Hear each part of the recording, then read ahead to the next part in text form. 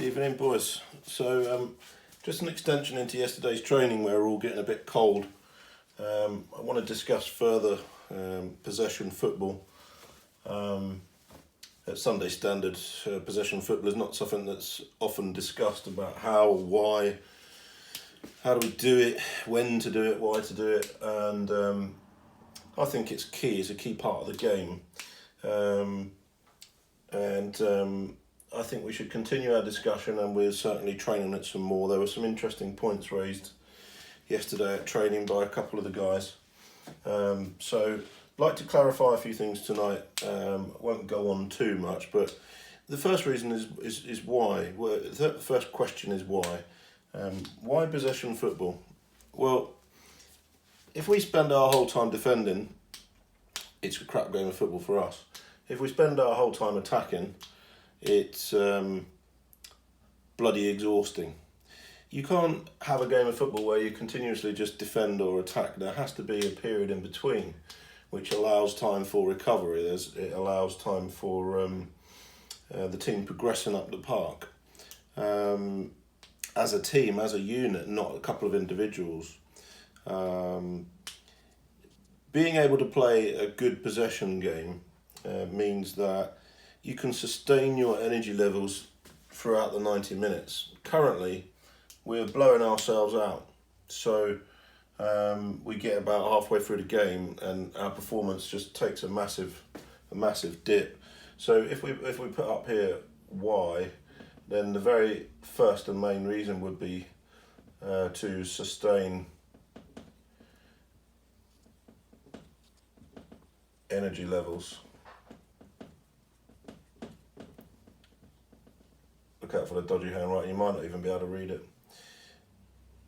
Sustaining our energy levels throughout the 90 minutes.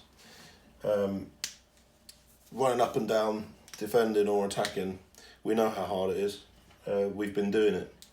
What I want to do is get into creating a style of play when we're in possession of the ball, where we can settle a little bit, we can calm ourselves down a little bit, and we know routes out, we know how to keep the ball. So sustaining our energy through that whole period of time can be done using possession football. Doing attacking and defending, it can't. Why else? Whilst we've got the ball, the opponents can't score. If we're in possession of the ball and we create an excellent possession game, we can frustrate people, we can bring them into making unnecessary fouls, making it more difficult for themselves. All the time we're in possession of the ball, it's not dangerous, assuming we're not doing this in the wrong places. Last night was a good example of doing things in the wrong places. We knew what we was doing. It was because we were looking for 10 passes. Unnecessary, and obviously you won't be doing it in a game. And so playing possession football right means it's not risky football. The riskiest part of it is coming off the back line, getting ourselves into the midfield. Once we get that ball into the midfield area, we should be now in full control. Why else? If we are able to play a good possession game, we are always in formation. A little bit later I'll explain again how we go about moving the ball around the park in possession. And it means that we're always in formation, and it means that we're in a strong position all the time, we're in correct formation. That's about it. They're the main reasons for possession football. So we're just putting there formation.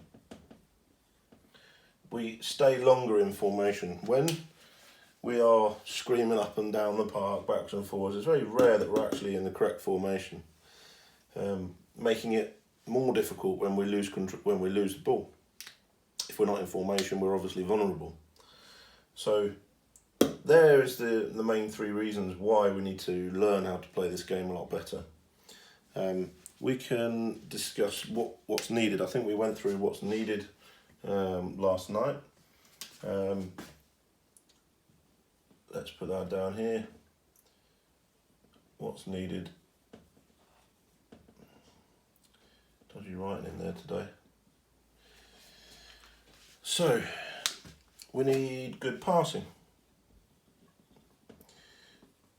Good passing. We need movement into space. Movement into space. Oh, my writing is dodgy. We need to be strong.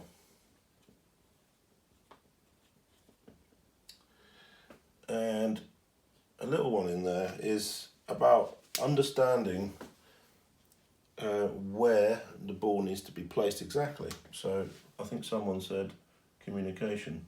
All pens running out. Communication.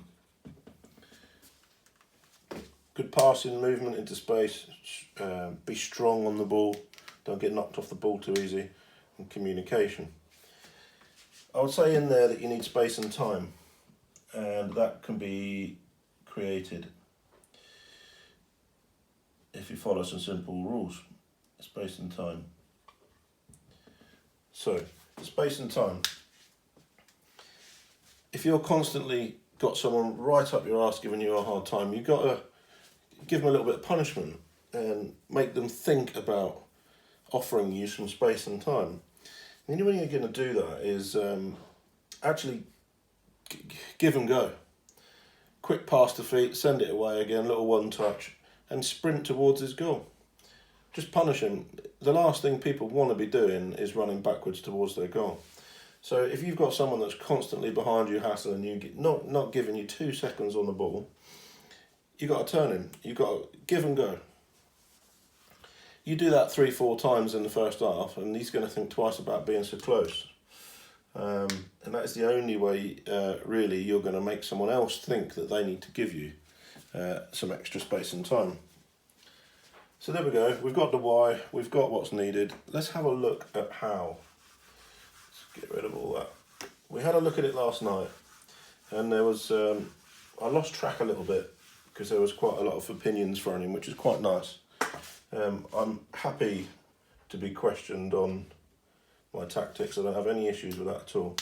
So last night, one of the points that was raised was, here's the ball, we got a couple of the forwards up here, we got what is now our centre three, our 2 wide men, our three in the middle, a keeper. What are we looking there? Oh, got,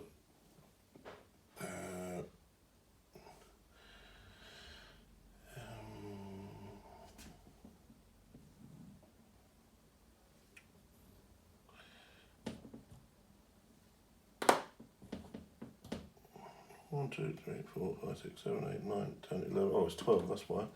Wake up, James. There we go.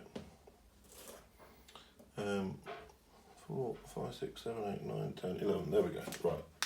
That took a little while. Now, we gave a scenario down here in training yesterday of how we move the ball in, and perhaps from here, one of the midfielders comes forward, the ball comes into the midfielder. And then this midfielder's got a couple of options which way he goes. The key thing is that as the midfielder comes in to pick up this ball, this is the easy pass. And it doesn't matter how you get it there, but there is the easy pass, and there's the space. So in this scenario, I'd want to see the ball come from the keeper to the midfielder, and then the midfielder flicks it out here to this guy who's running into that space. That's one simple explanation as to how we keep possession there. Now, this guy's obviously got to work very hard to do that. Let's have a look at something else. This guy in therefore would be moving into that space. This guy comes here, and this means we're back in formation. So we can do it whichever way. If the ball comes from the keeper out here, and this guy comes in to receive the ball. He's running in that way, he gets the ball. There's the hole. There's the space. So someone's got to move into that space. You might want to send it to this guy first and then fire it into this space for this guy to come across. This guy then moves over to here. We're still in formation. The point being is that we create a big hole and then we feed the ball back into that hole so that we're always in formation. And it was perhaps didn't get that message across very well last night, which is why I want to address it again today. It works a lot better down the sides when you create holes in here. So the ball might come, these guys go wide, this guy comes over here just to receive the ball. It comes out from the keeper directly to this guy here. The ball comes up in there. This guy comes in slightly to receive it. The ball comes to there. A little pass comes out to this guy. This guy drops into this space and the ball then feeds into him. So it's about that. That's what we need to create, and it's created by the movement of this guy coming to pick up the ball. This guy needs to see, there's the space. This is possession football. Now it could be that this guy needs to run into that space. The message that I'm trying to get across is that currently we're only thinking forward football. And I'm happy with that. That's fine. There's times when we need to do that. There's times when we need to think forward. But all the time, we can't do it all the time because it's too easy to read. And unfortunately, although in the first half of our games we're being very good, our game is too easy to read. And it's because we can't play possession football. So I'll just run that through one more time because it's more of a scenario that I want to get used to whereby the forwards are involved. So this ball doesn't always have to come straight out to one of the defenders. This midfielder can drop in here, come and pick up the ball. It can go back to a defender there. It can go forward here. And this space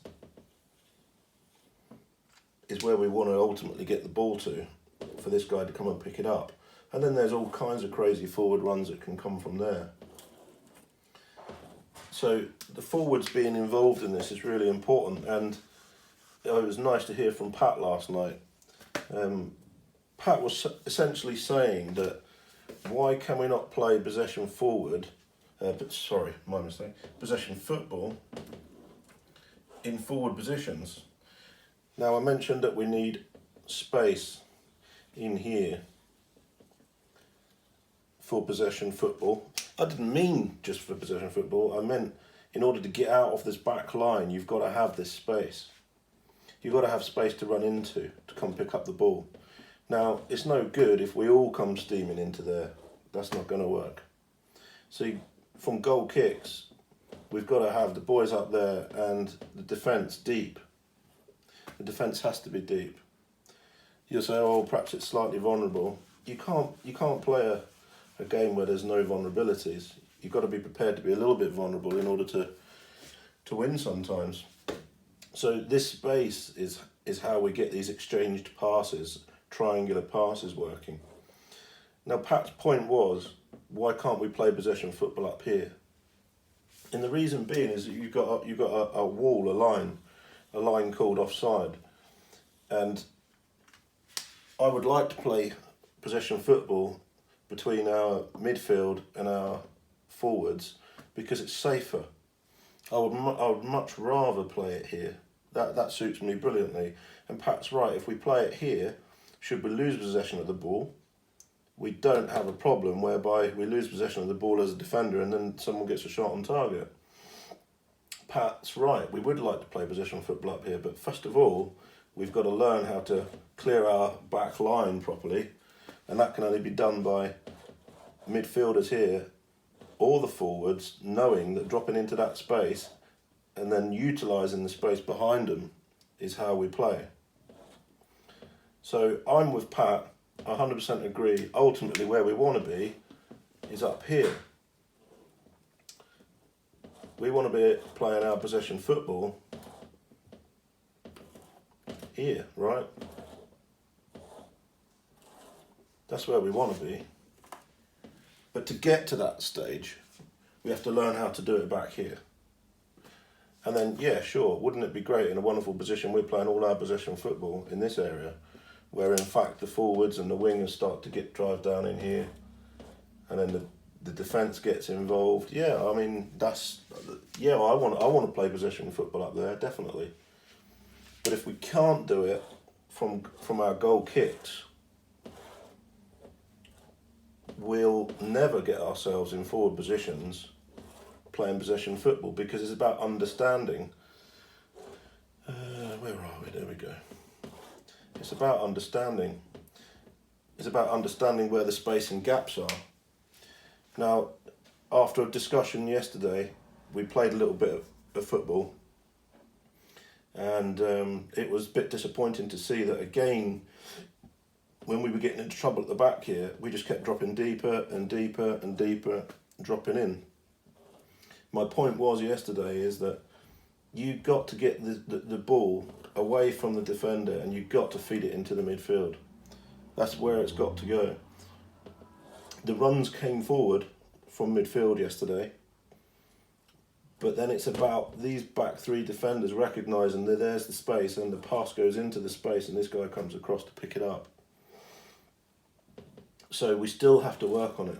We still have to recognise where the correct pass is, the correct decisions. We're making bad decisions at the moment. We're just dropping deeper, getting pressed, and we're not getting out. So we feed the ball into the spaces, and these guys have to be aware that when this guy comes in to pick up the ball, there's the hole. Don't go and fill it immediately. Get your hand in the air, scream for the ball, show the pass into the centre and receive it in there. Go and meet it. So we'll continue to work on it, and we have to, because